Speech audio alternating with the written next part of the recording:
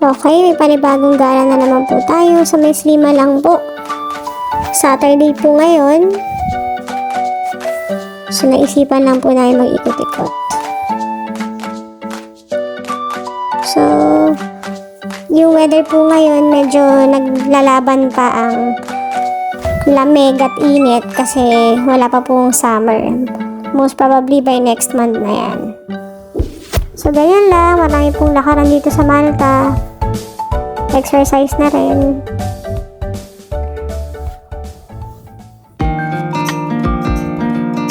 So, tapos na kayo mag-ikot-ikot dyan. Ngayon, nagkayayaan po kami na magkape. So, punta tayo dyan sa, meron dito kapihan banda sa dito rin sa Lima. Malapit po yan sa ferries. Ito yung Carolina's Cafe. So, pet friendly po yan sa pagkakaalam ko. Yung motif po ng restaurant nila is para siyang Shakespearean ko sa Dubai. Ganyan siya. May mga papiano si Mayor. Yan. Kasi mga nakasabi din mga cup sa ceiling. O diba? Ingat lang. So, meron silang mga iba't ibang klase ng cakes. Ang napili ni Madam Arlene dyan, yung cheesecake pistachio. Doon kami sa outdoor, meron silang outdoor, terrace. So, medyo punuan ngayon. Dami ng mga tourist. So, buti na lang meron pang last, doon. Last table sa may Zulo. Yan. Siyempre, nakikigulo sa amin yung mga ibon dyan dahil mga kalapating malulusog.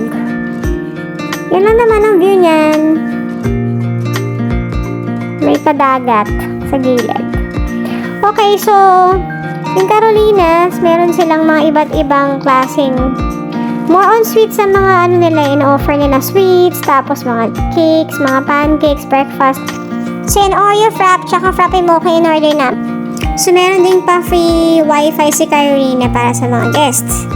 So, yung receipt natin is 17.40 euros para sa pistachios cheesecake frappe na dalawa.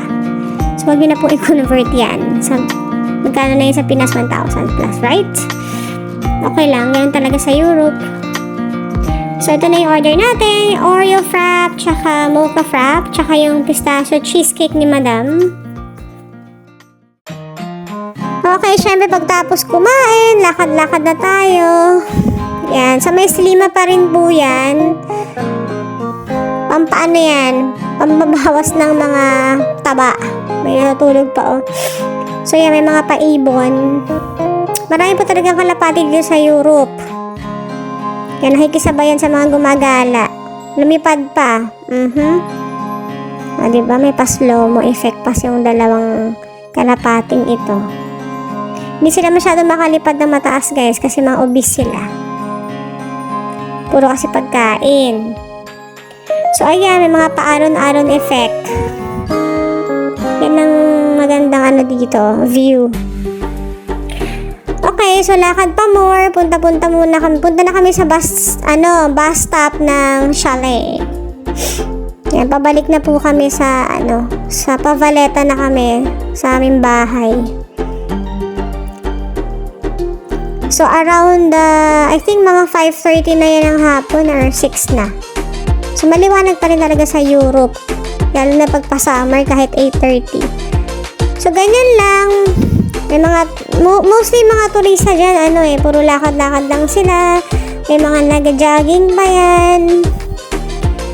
Okay naman, nakaka-enjoy din ang paglalakad dito. Pampalipas oras, kumbaga.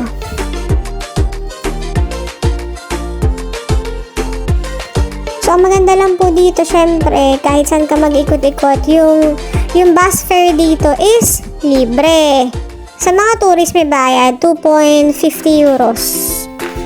So, sa mga nagatrabaho po, sa mga resident, yan, libre na yan. So, ganyan na yung mga bus stop dyan. May kaliitan. may palilim. Palilim pero glass. Sunog ka pa rin.